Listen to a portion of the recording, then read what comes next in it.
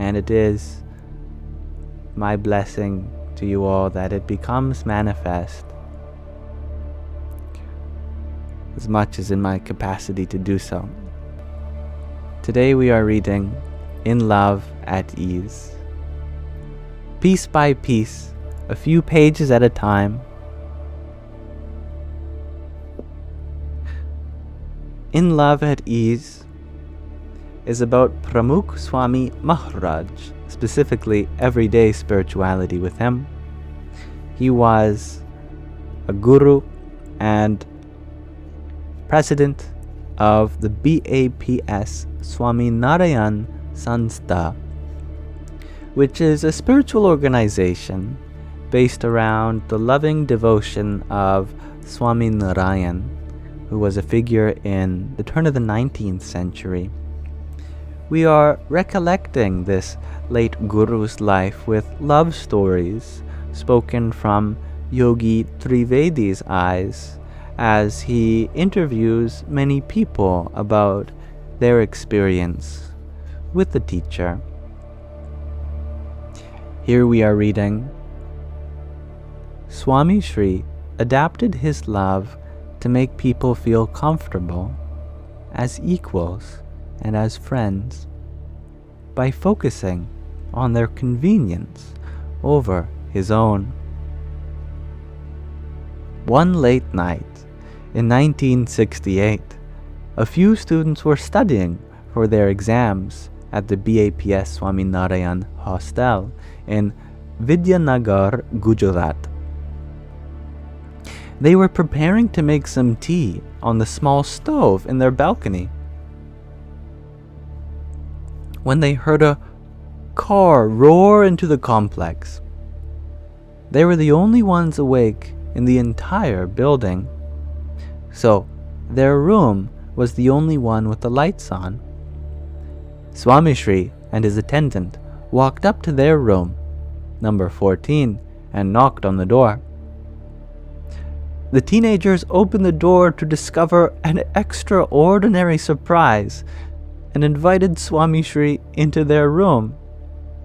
They made space for him to sit and cancelled their plans to make tea. Swamishri and his attendant had just returned from a nearby village and looked exhausted.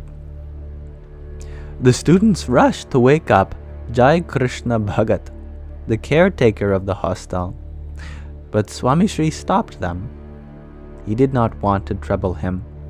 He asked if he could sleep in their room for the night. They were overjoyed. They offered their bed, but Swamishri refused. No need for formalities among friends. Just give us some extra comforters and we will make do on the floor. The attendant laid out Swamishri's bedding on the floor. One of the students turned to Swamishri and asked, "I was going to make some warm milk. Would you like some?"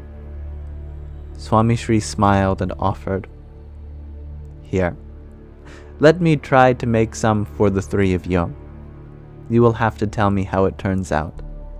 Swamishri went out on the balcony and returned in a few minutes with 3 cups. The students grabbed the cups and were surprised at the first sip. It was not warm milk. It was tea. They asked Swamishri how he knew that what they really wanted to drink was tea. Swamishri smiled and said, "It was obvious from your expression. Now, enjoy your tea and continue studying. I am going to rest and will be out of your way early tomorrow morning." The next morning, the caretaker of the hostel came to wake up the students in room number 14 and was startled to see the president of the organization sleeping on the floor of the students' room.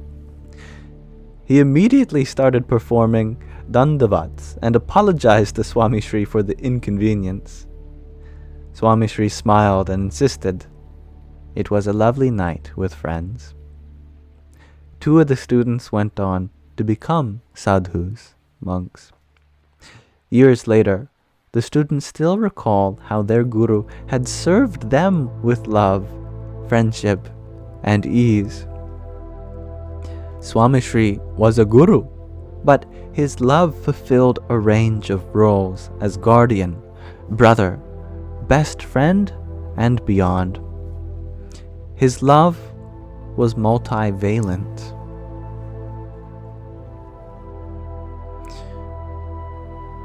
While on his global spiritual tour in 1988, Swamishri spent several days in Durban, South Africa. Rushi, a young bhakta and volunteer, was a friendly, carefree member of the community. He would go from sadhu to sadhu, bhakta to bhakta, and say, "You are my best friend." This sense of community and spiritual connection with his fellow bhaktas delighted him. He had been thinking of saying those 5 words to Swamishri for a few days, but felt apprehensive, despite encouragement from the sadhus. One afternoon, Swamishri was walking as a part of his exercise routine. He walked by Rishi several times and noticed that something was on his mind. During his next lap, he stopped in front of Rishi and asked him what was concerning him. Shuk Muni Das Swami and Dharma Vatsal Das Swami urged him to speak his mind. Rishi blurted out at the top of his lungs, "You are my best friend." Swamishri gently placed his hand on Rishi's heart and said in Gujarati, interspersed with English, "Your best friend, your best father, your best guru. Here is why. I am your best friend because you can open your heart to me. I am your best father because I want the best for you, since you are like my child. I am your best guru because I want you to excel in this life, but also live in a way that facilitates your moksha," spiritual release from samsara. If you follow the dharma, righteous duty laid out by that source, God, and Guru, and are transparent with me about your spiritual journey, I will guide you to moksha.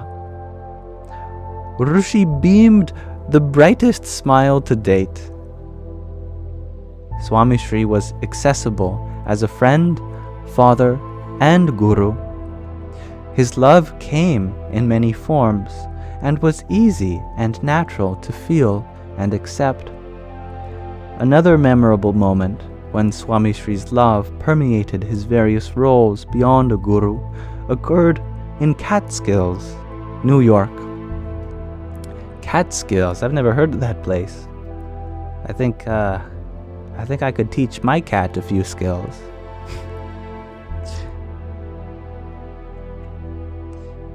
In 1996, when he assured an entire convention hall full of young adults and teenagers, "I love you all," many of those present on that spiritual day can still recall every emotion they felt in that moment and the instant personal connection with Swamishri as both their guru and guardian.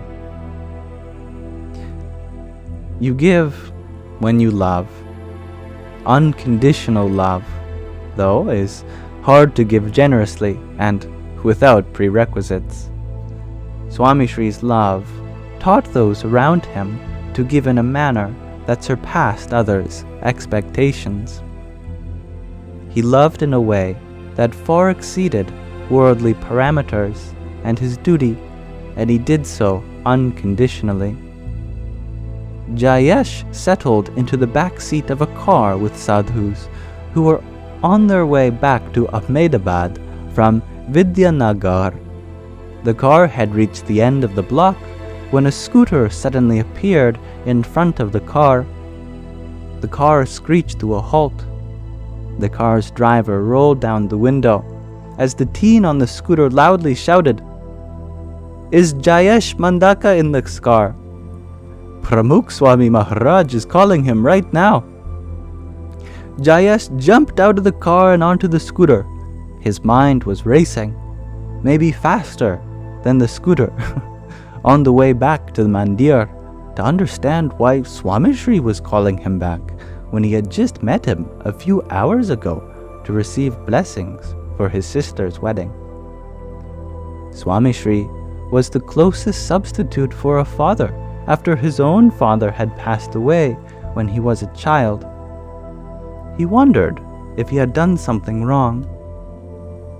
The scooter stopped, and Jayesh raced into Swamishri's room.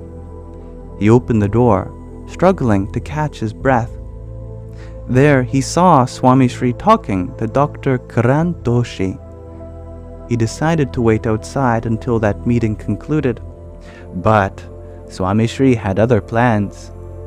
Swamishri called out to him and asked Dr. Doshi to excuse him for a moment. Swamishri reached under the table near his sofa to grab a packet and handed it to Jayesh, saying, "This is for you. I hope you like it. If you need anything else, feel free to tell me. I am here for you." Jayesh walked out of the room in shock. He opened the bag and found a pair of dress clothes and a casual polo to wear during his sister's wedding festivities. Earlier that day, Jayesh spoke to Swamishri regarding his sister's wedding, budgeting, arrangements, guest lists, and food preparations. Swamishri was unsure if Jayesh had new clothes to wear at the wedding, so he rush-ordered some for Jayesh. Swamishri and his personal attendant, Narayan Charandas Swami, approximated Jayesh's size based on other youths who were traveling with him. In between his day of meetings and spiritual consultations, Swamishri spent a large portion of his Sunday afternoon selecting clothes for one young man,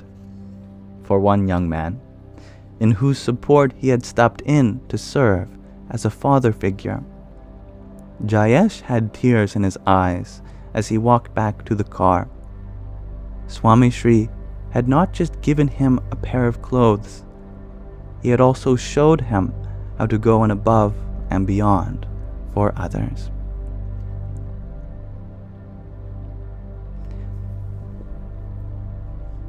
And that is another wonderful series of love stories about Pramukh Swami Maharaj.